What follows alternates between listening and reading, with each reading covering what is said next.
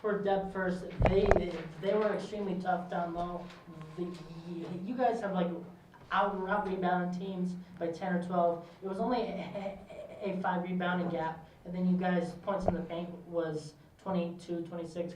Kind of just talk about that battle down low. Yeah, I mean, it was a tough battle for sure. I mean, they were really like hard to play against. Like they were strong, you know. But I mean, I feel like last time we did a good job with the rebound, so this time they came like ready for that, you know, and they did like a really good job. I mean, it was a tough game, but yeah, and that's how we are. Like we really try to get those rebounds, really try to make those points in the paint. So I guess we just also like did what we were supposed to do. Yeah, and then hopefully you scoring 22 points.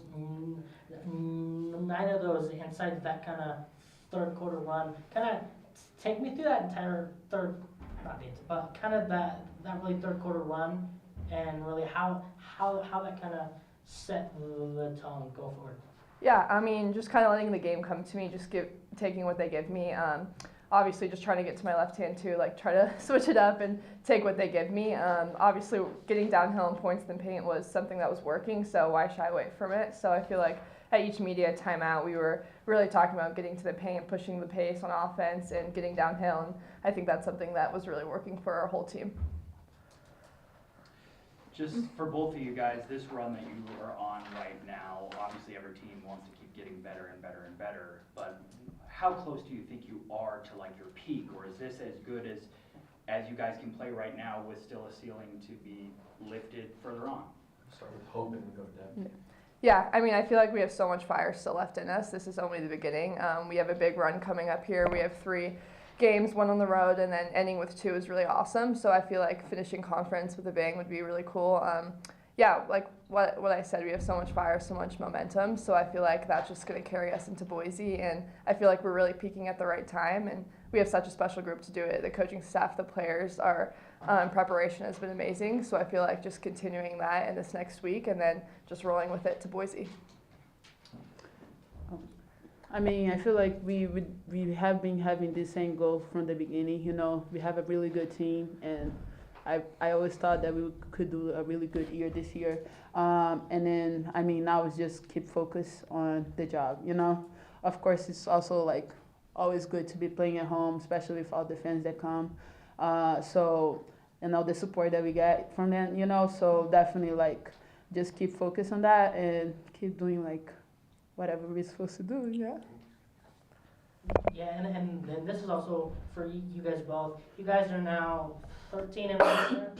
You kind of talk about playing here and really what the fans kind of bring. Yeah, I mean, the energy is just unmatched. It's so fun playing in an atmosphere where you have so many people supporting you, so many people screaming your name. It's just such a special feeling, and every home game, like I feel like our whole team is riled up and excited just to be able to play and get the support from the Vandal community. There's some cute little girls in the stands with like some shirts that said everyone loves Vandals women's sports, which is so cool to see the youth and the older crowd still supporting us. It's just awesome. Yeah, I mean, like literally not only for games, but even if we go to the store, they be like, "Awesome job, guys!" So it's always like really good to be playing at home, you know. I mean, it's just like a really good atmosphere, you know. So of course everybody's gonna be hyped like when we're playing at home, you know. But yeah, it's really good. Yeah, and I mean, for both of you again, this is also a question that I asked Thursday.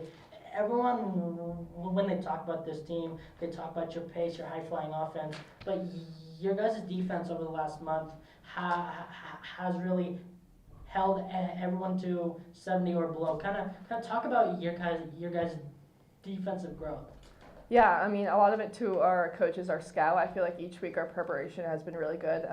We stay locked in, and which brings us to the games, and we know what we have to do. And overall, it's just a team effort. It's about locking in every possession, and we know defense also fuels our offense, so we need to get stops, and that's going to fuel other things. And teams that have really strong offenses, that's our main focus, is to get stops, and then just let offense do its own thing. Yeah, I mean, I feel like we do a really good job, like talking. We have athletic people on defense. Like it's really good, you know. I mean, and of course, like she say, we always prep for the game. We focus on what we need to focus. Like always ready to every game. So yeah. Really good game.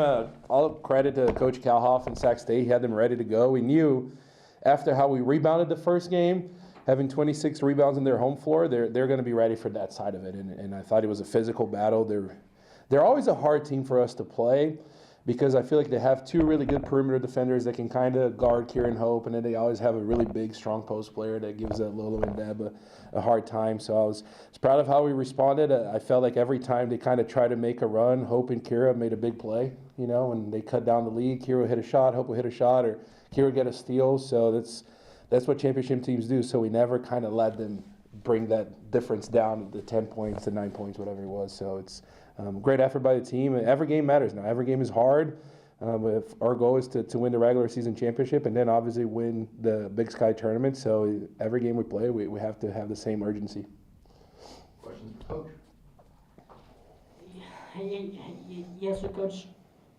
Over the last two games, you guys have scored 57 third quarter points. Kind of talk to me about really the last two third quarters and really what really have you seen your team to continue to play that way all 4 quarters?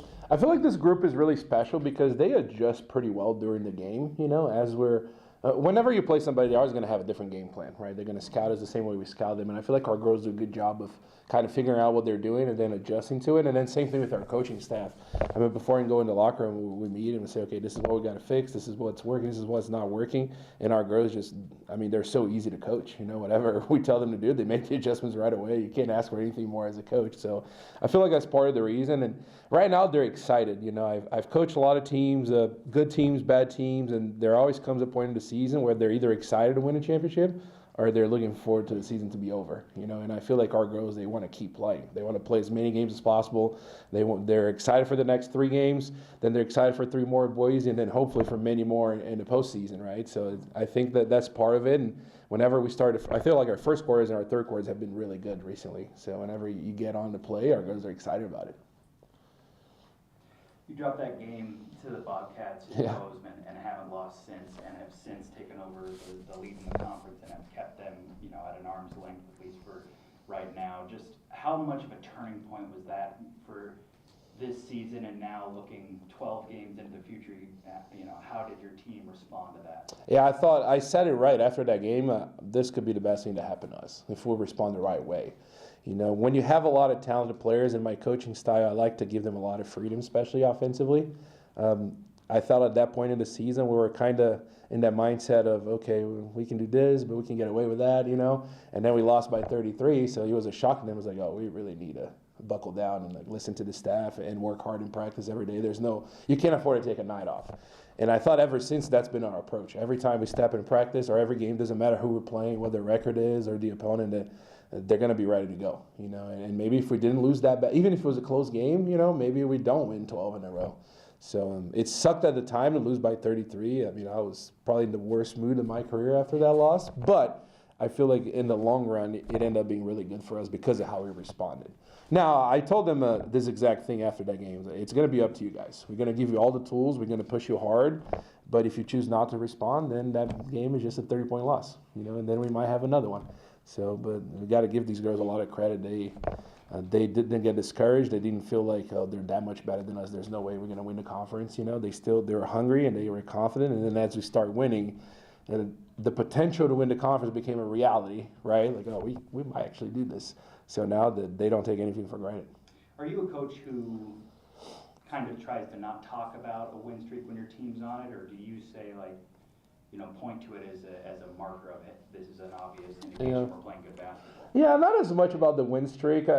Our conversations are more about the spot that we're in. You know, we want to win the championship so bad, and we want to add another day to the banner up there, you know.